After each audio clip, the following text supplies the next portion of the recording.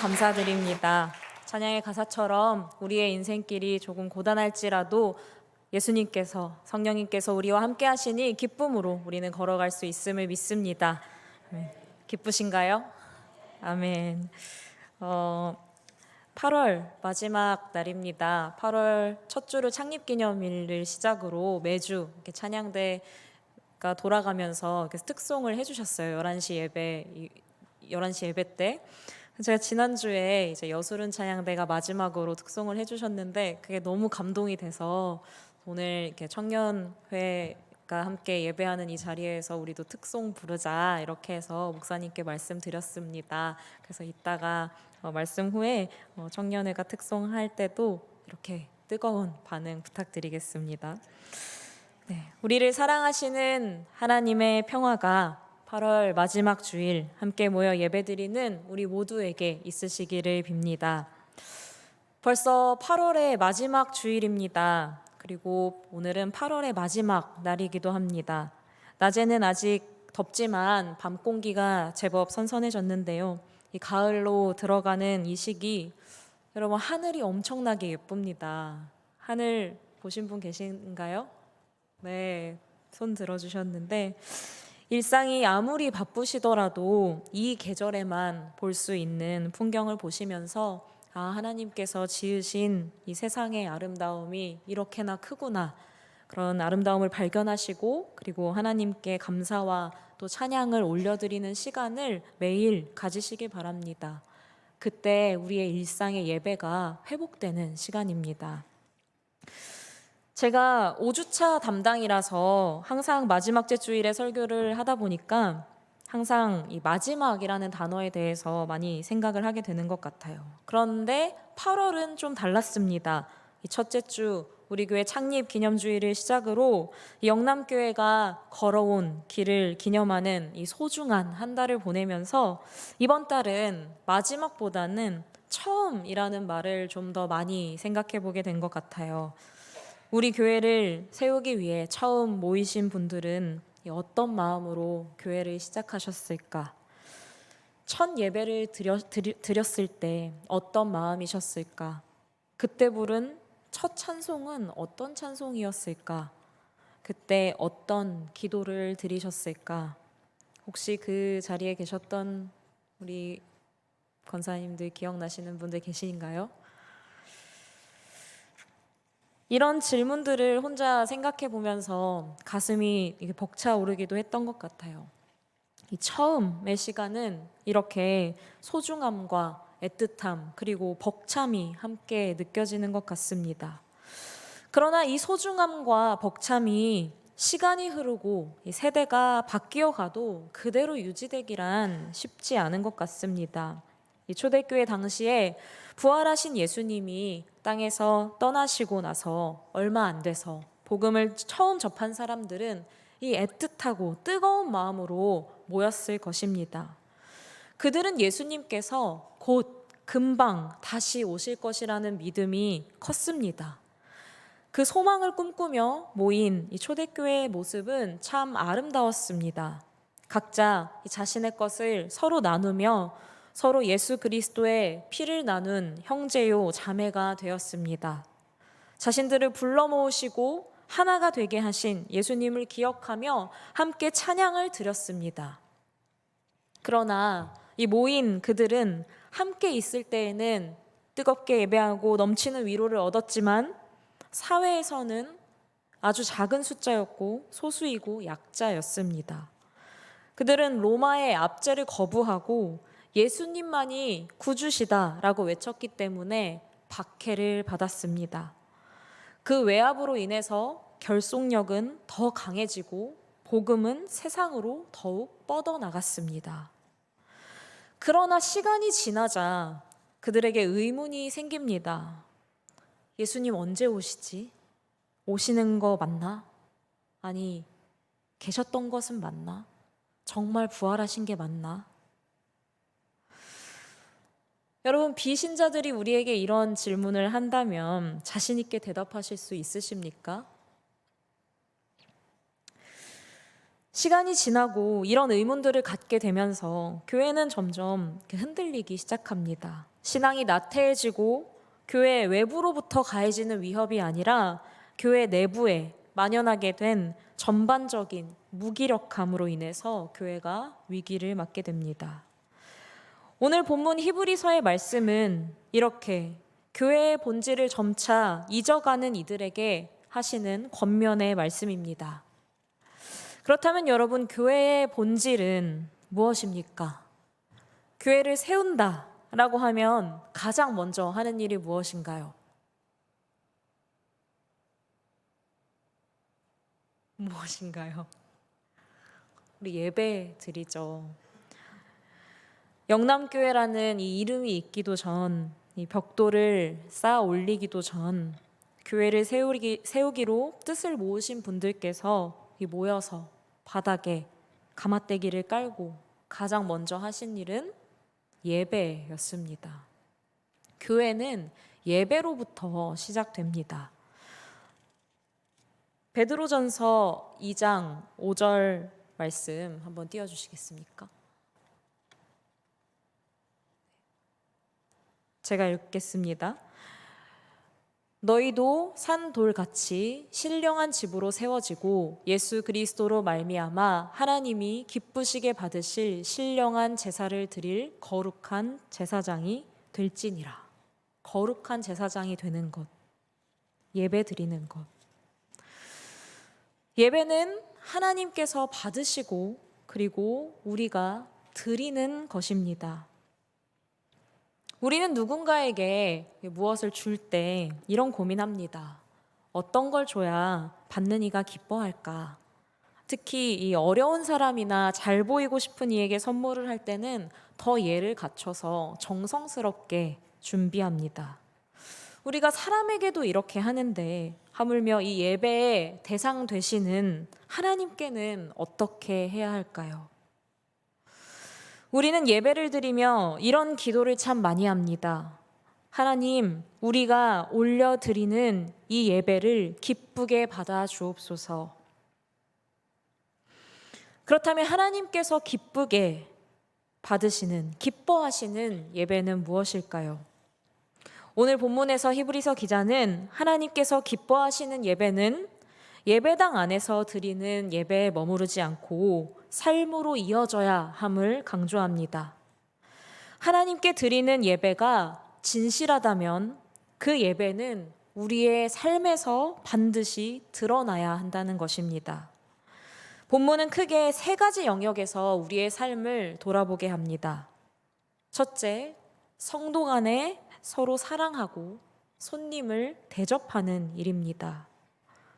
둘째, 관계의 거룩함을 지키는 일입니다.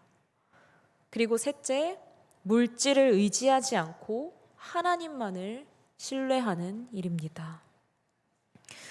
여러분, 오늘 구절들 중에서 어떤 말씀에서 유난히 뜨끔하시던가요? 모든 말씀에서 뜨끔하셨죠. 저도 그런데요. 말씀을 한 절씩 한번 살펴보겠습니다. 먼저 1절을 보겠습니다. 짧으니까 함께 읽어볼까요? 시작. 형제 사랑하기를 계속하고. 네.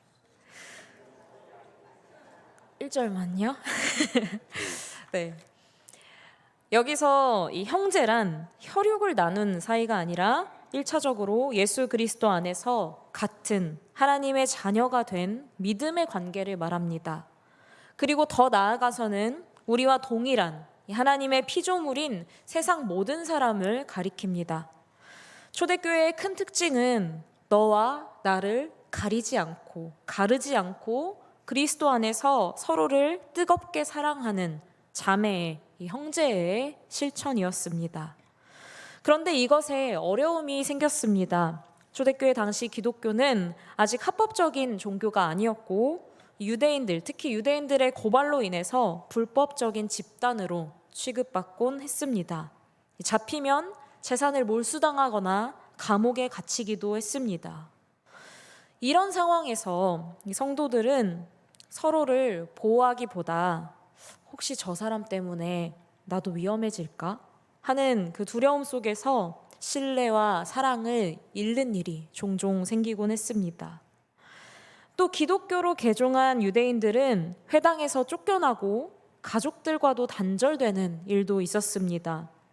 고향 사회로부터 버림받은 이들은 교회 안에서 사랑을 받지 못하면 완전히 고립되는 위험이 있었습니다. 그래서 이 고난이 심해질수록 그냥 다시 이전으로, 율법으로 돌아갈까? 회당으로 돌아가면 좀 안전해지지 않을까? 라고 생각하는 사람들도 늘었습니다. 이런 태도는 공동체 내에서 긴장과 또 갈등을 만들고 서로 간의 믿음을 흐리게 했습니다. 이런 상황 속에서 오늘 히브리서 13장 1절의 권면은 단순히 서로 싸우지 말고 잘 지내라가 아니라 악한 세력의 공격 때문이든 서로 간의 문제 때문이든 그 신뢰가 깨지려고 할 때, 금가려고 할 때 무너지지 말고 그리스도의 사랑으로 끝까지 하나 되어 견디라는 영적인 싸움의 요청인 것입니다. 여러분, 교회는 이 하나님 나라라는 이상을 꿈꾸지만 그것을 완벽하게 실현할 수는 없습니다. 아마 그런 교회는 어디에도 없을 거예요. 왜냐하면 사람이 불완전하니까요. 그래서 함께 하다 보면 갈등이 생기기도 하고 그 사이에서 불신이 싹틀 수도 있습니다. 문제는 이런 균열들이 생기는 것 자체가 아니라 이런 상황에서 우리는 어떻게 반응하는가입니다. 오늘 말씀은 사랑하기를 계속하라 라고 하십니다. 계속해서 사랑하라. 그것은 우리의 결단과 노력이 필요한 일이겠죠. 2절 말씀 함께 보겠습니다. 아까 읽으시려던 거 이제 읽으셔도 됩니다. 시작. 손님 대접하기를 잊지 말라. 이로써 부지 중에 천사들을 대접한 이들이 있었느니라.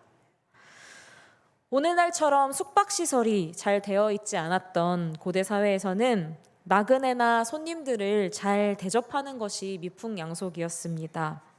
그리고 이 초대교회 당시에도 지역을 옮겨 다니며 말씀을 가르치는 순회의 선교사들이 있었는데요. 그 선교사들을 잘 대접하는 것이 장려되었습니다. 특히 당시에는 이 기독교인들이 박해받는 시대였기 때문에 신앙의 박해를 피해서 여기저기 옮겨 다니는 사람들이 많았습니다.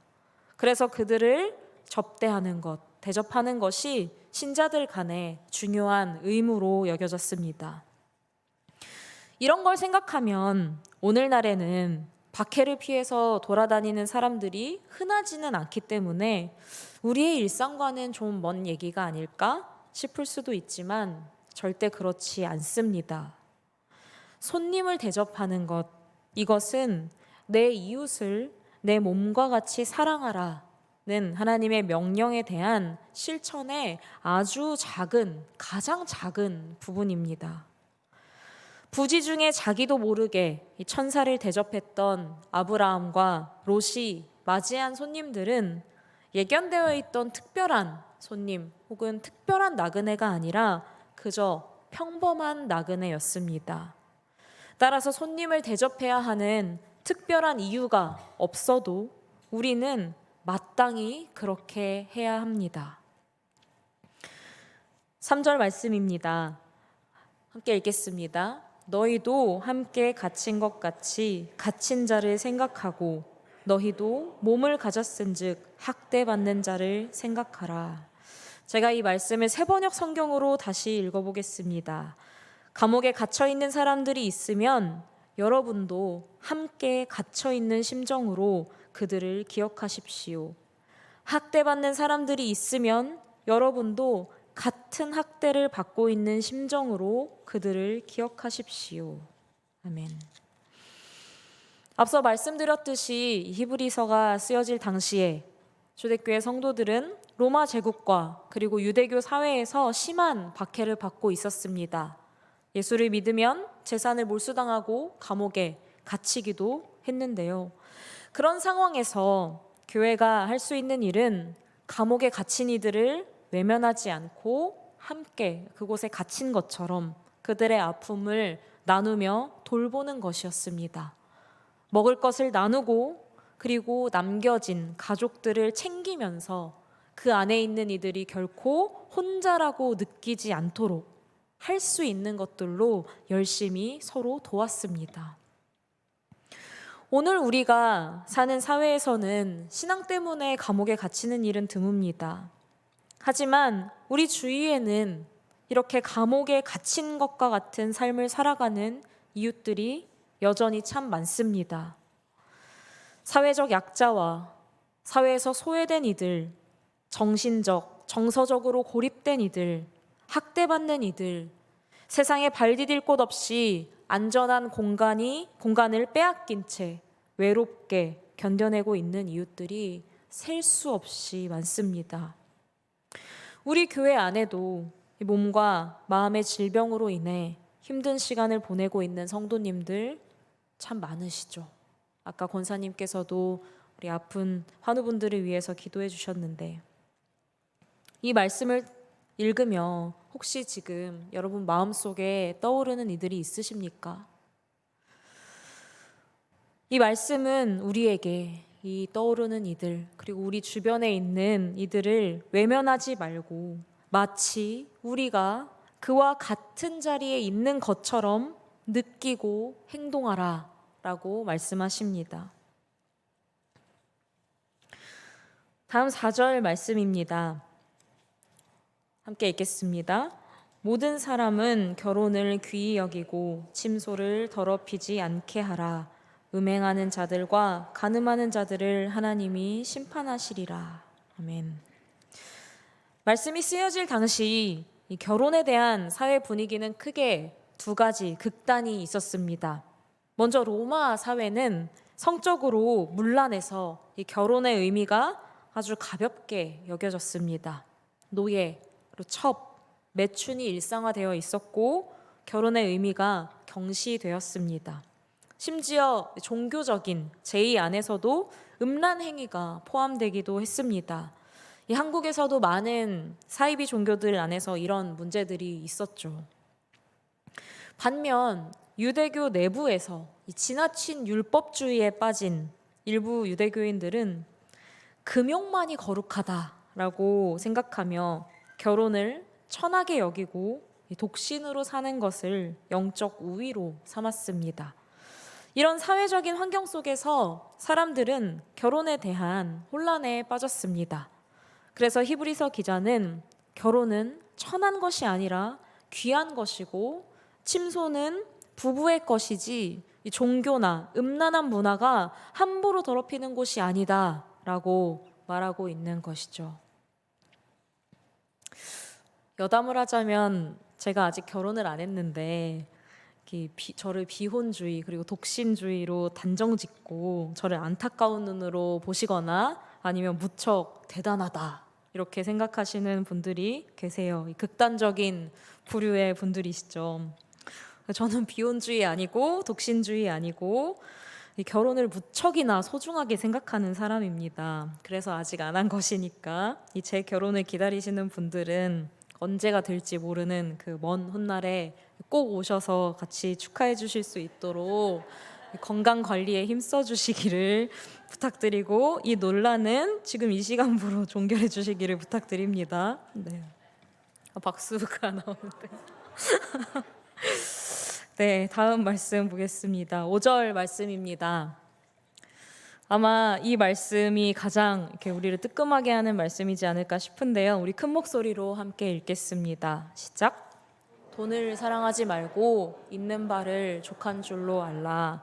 그가 친히 말씀하시기를 내가 결코 너희를 버리지 아니하고 너희를 떠나지 아니하리라 하셨느니라. 아멘. 여러분 돈 사랑하시나요? 네.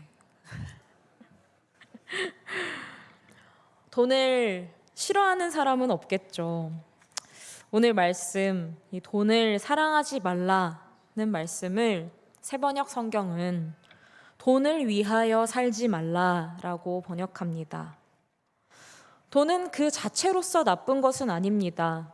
그러나 우리의 마음과 행동이 모두 돈에 의해서 좌우된다면 돈은 우리의 우상이 되는 것이고, 이는 우리로 하여금 하나님을 절대로 제대로 믿지 못하게 하고 맙니다. 그래서 바울은 디모데전서 6장 10절에서도 우리에게 돈을 멀리하라고 하였고, 마태복음 19장 21절에서 예수님께서는 우리의 재물은 하늘에 쌓으라 라고 말씀하셨던 것입니다. 돈은 이 세상을 살아가는 데 있어서 꼭 필요한 유용수단입니다. 그러나 돈이 우리의 삶을 전적으로 지배하거나 우리가 추구하는 절대적인 목표가 되어서는 안 됩니다. 그런데 참 어렵죠. 나도 모르는 사이에 이것에 마음을 빼앗기고 맙니다. 오늘 말씀은 우리 삶이 돈에 지배당하지 않는 삶이 될 수 있는 한 가지 방법을 제시합니다. 그것은 현재 소유하고 있는 그것으로 만족하는 것입니다. 바울은 빌립보서 4장 11절에서 자신은 어떤 처지에서든 스스로 만족하는 법을 배웠다고 말합니다. 이것은 단순히 긍정적으로 생각하라는 말씀이 아닙니다. 컵에 물이 반 남은 것을 보고, 반 정도 있는 것을 보고 반밖에 없네 라고 생각했던 것을 반이나 있네 라는 그런 생각의 전환을 긍정적으로 하라는 말씀이 아닙니다. 있는 것으로 만족한다는 것은 지금 내 수중에 이것밖에 없을지라도 하나님께서 나와 함께 하시기 때문에, 하나님께서 나를 지키시기 때문에 하나님께서 나에게 그것이 필요하다고 여기신다면 채워주실 것이고, 필요 없다고 생각하신다면 안 주셔도 괜찮다, 안 주실 것이다, 그것을 믿으면서 하나님의 신실하심을 믿으면서 그분께 맡기고 염려하지 않는 것, 그것이 만족하는 것입니다. 나태함과는 다른 문제입니다. 여러분 지금 현재 소유하고 있는 것으로 만족하십니까? 아멘 하십시오. 5절의 하반절은 이렇게 말씀하십니다. 그가 친히 말씀하시기를 내가 결코 너희를 버리지 아니하고 너희를 떠나지 아니하리라 하셨느니라. 이 말씀은 구약부터 신약까지 흐르는 하나님의 언약적인 약속을 요약한 구절입니다. 어떤 언약들이 있었는지 구약에서 하나, 신약에서 하나를 살펴보려고 합니다. 창세기 28장 15절 말씀입니다. 제가 읽겠습니다. 내가 너와 함께 있어 내가 어디로 가든지 너를 지키며 너를 이끌어 이 땅으로 돌아오게 할지라. 내가 내게 허락한 것을 다 이루기까지 너를 떠나지 아니하리라 하신지라. 아멘. 마태복음 28장 20절 말씀 제가 읽겠습니다. 내가 너희에게 분부한 모든 것을 가르쳐 지키게 하라. 볼지어다 내가 세상 끝날까지 너희와 항상 함께 있으리라 하시니라. 아멘. 주님께서 우리와 항상 함께 하십니다. 그렇기 때문에 사랑하는 여러분, 돈이 아니라 하나님께서 우리를 지키십니다. 돈 의지하지 마십시오. 돈 많다고 교만해지지 마시고 돈 없다고 비굴해지지도 마십시오. 살다 보면 물질로 해결할 수 없는 문제들을 만날 때가 있습니다. 그때 물질에 의지하는 사람은 와르르 무너집니다. 그때가 돼서 하나님 왜 나를 도와주시지 않냐고 따져 묻지 마시고 늘 우리를 지키시고 끝까지 우리와 함께 하시는 하나님을 매 순간 의지하면서 만족하는 가운데 사시는 우리 모두가 되기를 바랍니다. 여러분 오늘 말씀을 보시면서 느끼셨을지 모르겠지만 오늘 본문 역시 이웃 사랑과 하나님 사랑을 말하고 있고 이 둘은 연결되어 있음을 알 수 있습니다. 하나님께서는 오늘 이웃 사랑과 하나님 사랑이 곧 선을 행하는 것이며 이것이 곧 예배라고 말씀하십니다. 하나님을 입술로 찬송하는 것뿐만이 아니라 선을 행하는 것, 그것이 하나님께서 기뻐하시는 예배라고 말씀하십니다. 16절 말씀은 제가 읽겠습니다. 오직 선을 행함과 서로 나누어 주기를 잊지 말라. 하나님은 이 같은 제사를 기뻐하시느니라. 아멘. 설교의 서두에서 교회의 본질은 예배라고 말씀을 드렸습니다. 하나님께서 기뻐하시는 예배는 어떤 특정한 시간에만 드려지는 게 아니라 우리의 삶의 모습 속에서 하나님께서 말씀하시는 선을 행하는 것입니다. 우리가 드리는 예배가 어떤 예배인지는 우리의 삶의 모습을 통해서 드러날 것이고, 그리고 우리의 이 모습 속에서 우리 교회가 어떤 교회인지 드러날 것입니다. 하나님의 은혜로 우리 교회가 73년이나 걸어올 수 있었습니다. 하나님께서는 우리 교회를 기뻐하실까요? 기뻐하실 겁니다. 감사하게도 우리 믿음의 선배님들이 좋은 신앙의 유산을 물려주셨습니다. 개인적으로 특히 감사하는 것은 여기 계신 많은 어르신들께서 저에게 좋은 신앙의 모범을 보여주셨기에 제가 오늘 이 자리에 있을 수 있었다는 것입니다. 저에게 신앙을 물려주신 여러분, 혹시 제가 뭘 잘못한다면 제 탓이 아니고 물려주신 여러분의 탓입니다. 농담이고요. 정말 농담이고요. 이 신앙의 모범이 되어주셔서 참 감사합니다.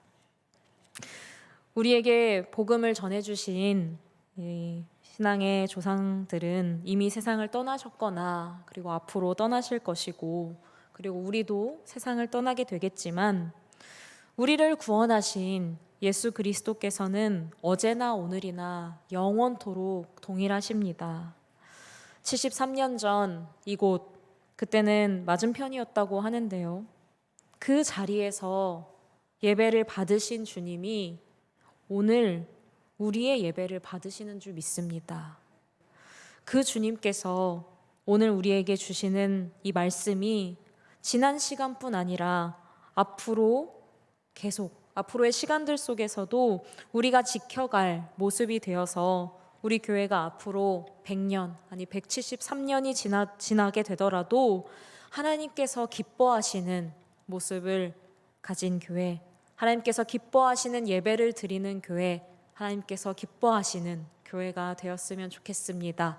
우리 그 교회를 함께 만들어가는 우리 모두가 되기를 바랍니다. 함께 잠시 기도하시겠습니다. 어제나 오늘이나 영원토록 동일하신 하나님, 우리를 교회로 부르셔서 우리가 함께 모여 예배드리게 하신 크신 은혜에 감사드립니다. 주님, 우리가 모여 드리는 이 예배의 시간이 참 소중합니다. 그러나 이 예배가 하나님께서 기쁘시게 받으시는 예배가 되기 위해서는 우리의 삶의 모습이 더 중요하다는 말씀을 다시 읽고 다시금 깨닫습니다. 우리가 드리는 예배가 형식이나 습관에 머물지 않고 삶의 매 순간마다 우리가 서로 사랑하기를 계속하고 손님과 어려운 이들을 환대하는 진정한 예배가 되기를 원합니다. 주님께서 맺어주신 관계를 거룩하게 지키며 물질에 의지하지 않고 늘 하나님을 신뢰하며 주어진 삶에 만족하는 삶을 살게 하여 주옵소서. 특별히 여러 가지 사정들로 고통과 아픔 중에 있는 이들을 주님 기억하여 주옵소서. 그들의 상한 몸과 마음을 위로하여 주시고 고치시고 싸매시며 주님께서 주시는 평안을 바라보게 하여 주옵소서. 우리의 모습 속에서 참된 교회가 보이길 간절히 소망합니다. 주님께서 인도하신 우리 영남교회가 늘 세상의 빛과 소금이 되는 교회가 되게 하여 주옵소서. 믿음의 선배들이 물려주신 신앙의 좋은 유산을 이어 예수 그리스도 안에서 변함없는 사랑으로 서로를 세우며 위로하고 격려하며 찬송하며 영남교회가 앞으로도 하나님께서 기뻐하시는 공동체로 바로 서게 하여 주옵소서. 영원토록 우리와 함께 하시며 찬양받기 합당하신 예수 그리스도의 이름으로 기도드립니다. 아멘. 함께 찬송가 208장 찬양하시겠습니다.